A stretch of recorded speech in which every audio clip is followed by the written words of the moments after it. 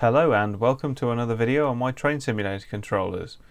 If you haven't seen the first videos, I'd recommend you go and watch those first. I'll put some links in the description below. This is the much requested video on the code I used on my Pro Micro board to make these all work, so thanks for all the interest in that. I've gone back through my code and I'm going to break it up into 5 sections from the easiest to the most difficult to implement, and this is the order it's going to be in here. You'll also see chapters below where you can select the part that you want to see. First we're going to start with buttons because that's the simplest and it introduces the keyboard library. So here we are with buttons. This is going to be the easiest to implement, so we're starting with this. It'll also introduce the keyboard library, the inputs and the outputs. I'll just take you through those and we'll build up from there. The diagram on the right that I'm going to use, this is developed in Fritzing. Great bit of software that I've used for this, and also I used it to design the stripboard layout for the typewriter, which is now done. That'll be another video another time. So I'm using this in Paint and I'm just going to draw on it as well. And obviously the code is on the left. So let's have a look at what we've got in the diagram. For this we've got 3 buttons attached to the Pro Micro. Input 8, 14 and 15, digital inputs. If we go over to the code, initially we have the keyboard library. You have to import this for every time you want to use the keyboard. This particular microcontroller, the Pro Micro, has an ATmega 32U4. That's the same as the Arduino Micro and the Arduino Leonardo. These are the boards that can do keyboard emulation, and that's why I've chosen them. It is just coincidence that I've used them for years anyway. So once we've done that, within the setup we need to identify the pins that we're going to use for inputs. This pulls them up, the input pull-up pulls them up so that when you press the button it then connects it to ground, and that's how it detects the button being pressed. We'll start a serial communication because we can always do that to get some information out of it. In this case nothing is written to the serial, but it doesn't matter anyway. And the final part of the setup is we need to start the keyboard. Then within the loop we actually have the button press detection itself. So this is actually in the wrong order, but it doesn't matter what order you put them in, it'll get them all anyway. So for button 14, which is the one down here, we have digital read 14, keyboard press, and this is a space, it's just an empty space. We have the horn here, horn 1 and horn 2. It presses it for 150 milliseconds and then releases. I've found that's fine for most trains. Some cases you can get weird audio effects. It depends on who made the train, which company. They all act differently. And it releases after 150 milliseconds. You can adjust that time for whatever you feel is the best. Horn 2, being the second part for a dual tone horn, is just B, not an uppercase B, specifically a lowercase b, which runs for 150 milliseconds as well. That's because it's a repeating button press. For the AWS switch, we have digital 8. We have the Q button. Letter Q, same lowercase. This time it presses it for 350 milliseconds. A little bit longer. There's not necessarily any need for it, but it helps to press it a little bit longer. And then that releases. And you can have as many buttons as you have inputs in this basic setup. So 2, 3, 4, 5, 6, 7, 8, 9, 10, 14, 15, 16. And you can use the analog inputs as well. You can use the TX and RX if you want to as inputs. So you can still have lots of buttons. My original button box did use all of these, but I actually ran out. And as you'll see, I implemented a different method later on, which is the Resistive Divider. And we'll come to that one.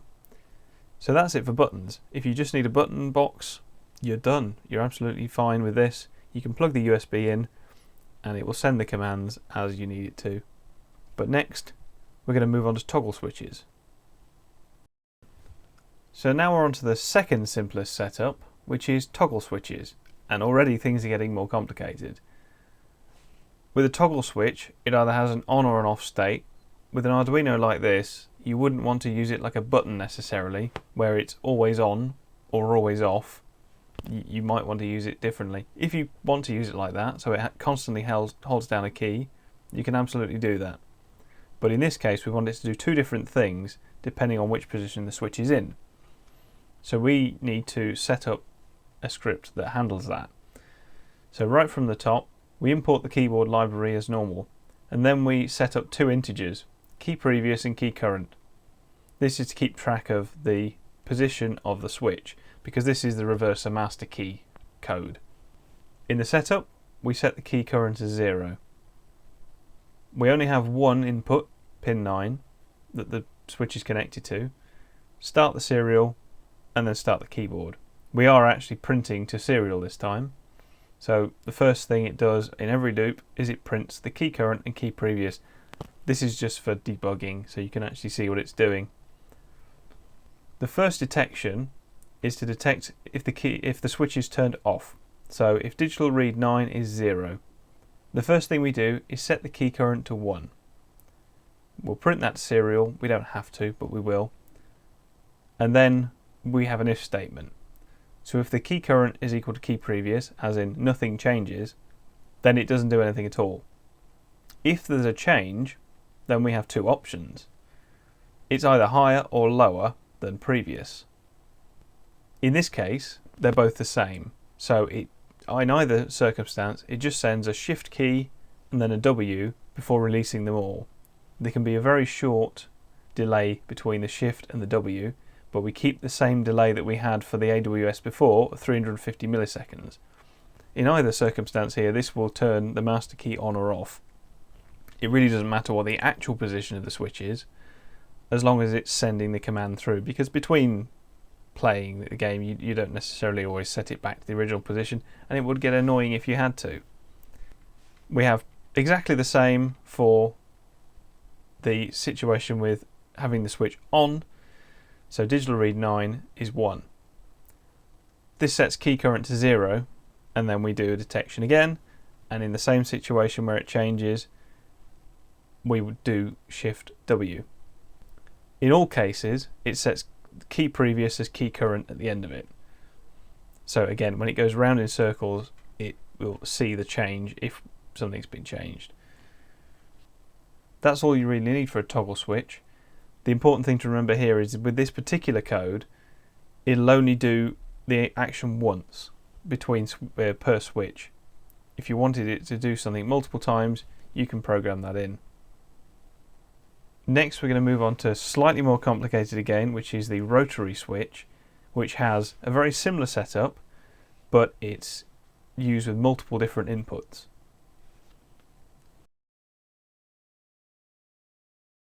And now we move on to the Rotary Switch. The diagram on the right isn't as good as I would have liked it, but it does show what we have quite well. This obviously has a lot more inputs than the actual switch I had, which only had 4, so I've only wired the 4 in to inputs 4, 5, 6 and 7.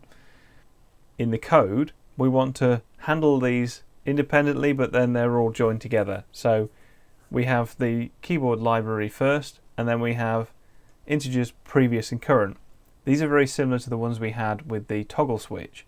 It's really important that if you have these together like I do in the base module with the reverser and the key switch, that they have different names and they need to obviously stay independent throughout, otherwise you're going to get them mixed up.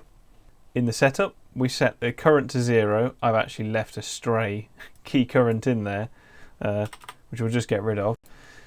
And then we're setting the inputs.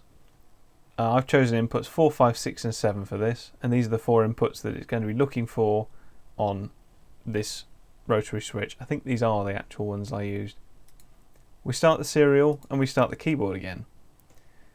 Again, we print to serial. There's no particular need to, but we do it in this case because it then allows us to troubleshoot.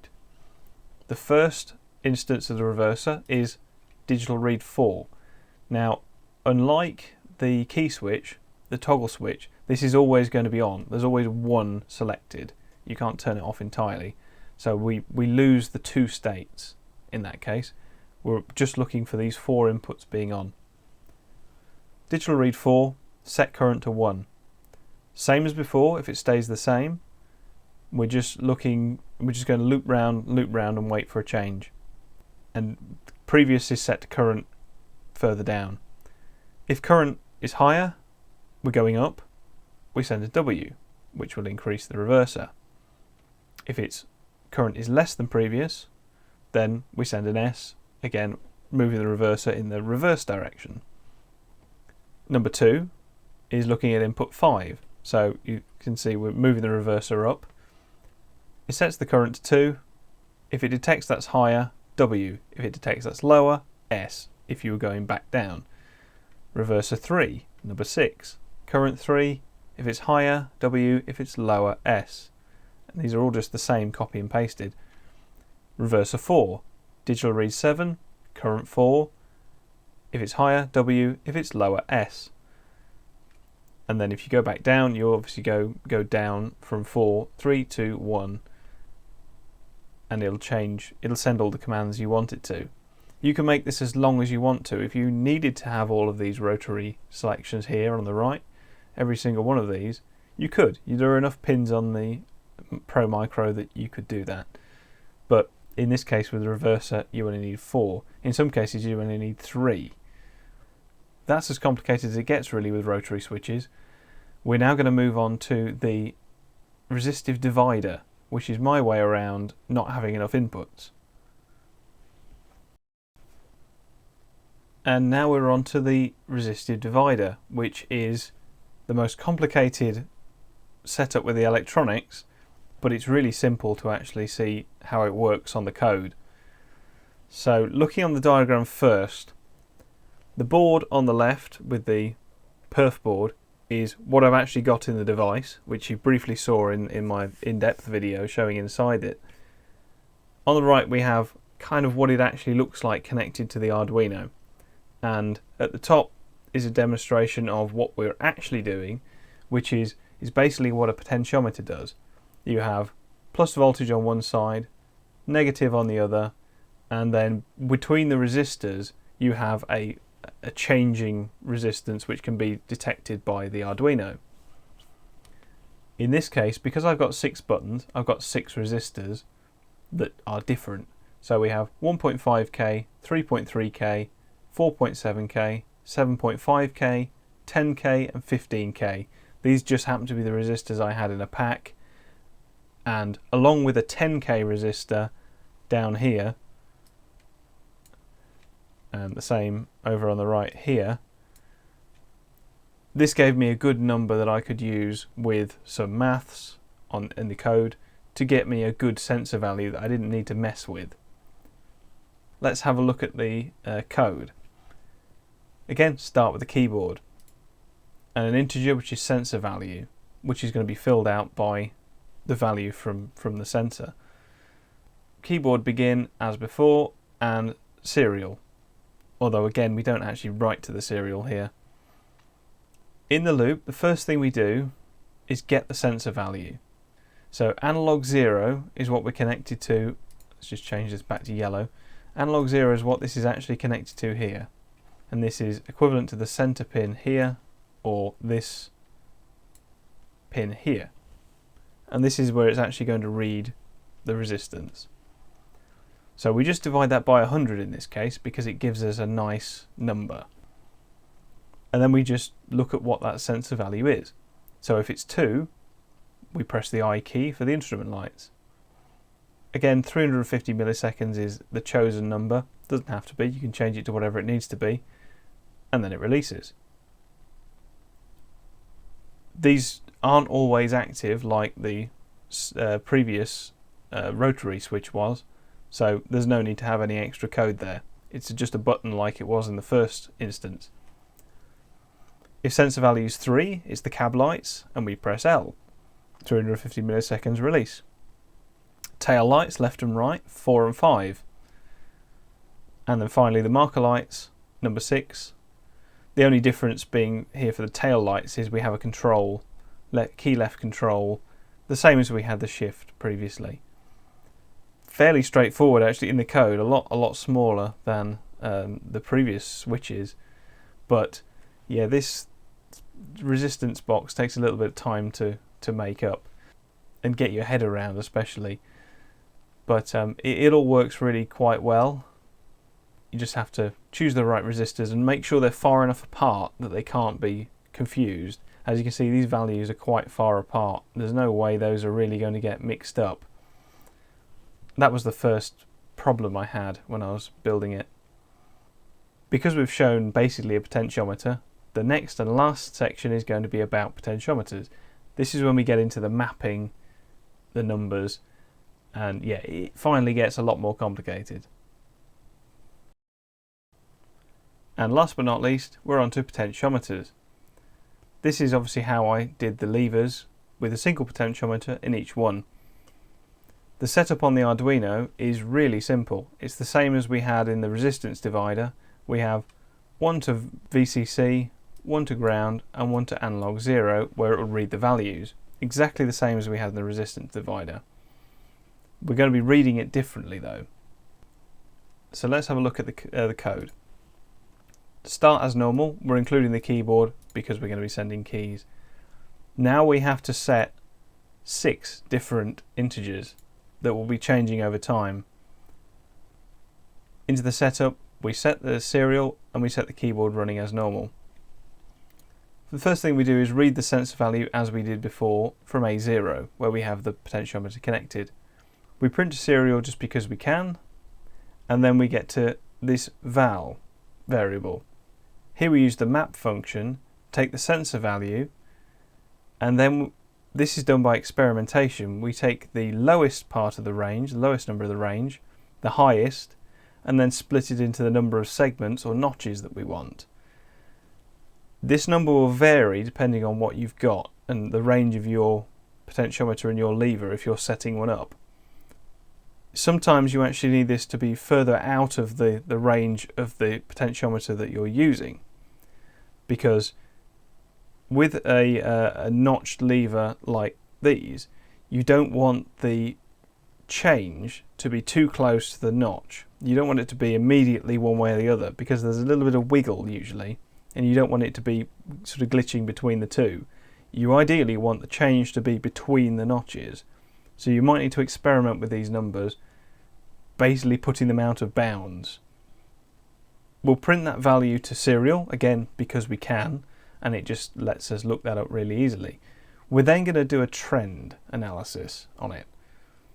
If it doesn't change, then it's 0, nothing happens.